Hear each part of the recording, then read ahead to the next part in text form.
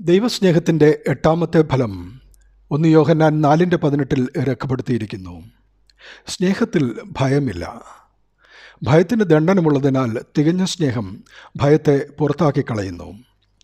ഭയപ്പെടുന്നവൻ സ്നേഹത്തിൽ തികഞ്ഞവനല്ല. ദൈവം സ്നേഹമാകുന്നു എന്ന വചനം ദൈവത്തിൻ്റെ കർമ്മസ്ഥിരതയ്ക്ക് പ്രാധാന്യം കൊടുക്കുന്നതാണ്.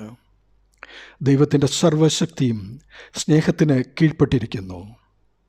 ദൈവത്തിൻ്റെ സകല പ്രവർത്തനങ്ങളും സ്നേഹത്തിൽ നിന്നുളവാകുന്നതും സ്നേഹത്തിൽ കൂടി വ്യാപരിക്കുന്നതും സ്നേഹത്തിലേക്ക് നയിക്കുന്നതുമാണ്. മനുഷ്യ സൃഷ്ടി, സ്വാതന്ത്ര്യദാനം, പരിപാലനം, രക്ഷ, പരലോകത്തിലെ വാഗ്ദാനം ഇവയെല്ലാം ദൈവസ്നേഹത്തിൻ്റെ പ്രദർശനങ്ങളാണ്. സ്നേഹം നിറഞ്ഞ ദൈവത്തെ ഒരു ന്യായാധിപനെ ഭയപ്പെടുന്നത് പോലെ ഭയപ്പെടേണ്ടതില്ല. എന്നാൽ പാപം ചെയ്യാതെ ദൈവത്തെ നാം ആദരിക്കുകയും ആരാധിക്കുകയും ബഹുമാനിക്കുകയും സ്നേഹിക്കുകയും ചെയ്യണം. അപ്പോൾ നാം സ്നേഹത്തിൻ്റെ 3 വശങ്ങൾ അനുഭവിക്കും. 1. ദൈവസ്നേഹം അനുഭവിക്കും. 2.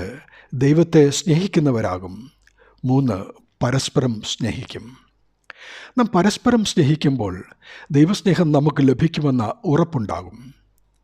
ദൈവസ്നേഹത്തിൻ്റെ ആഴം നാം അറിയും തോറും ദൈവത്തെക്കുറിച്ചുള്ള ഭയത്തിന് സ്ഥാനമില്ലാതാകും.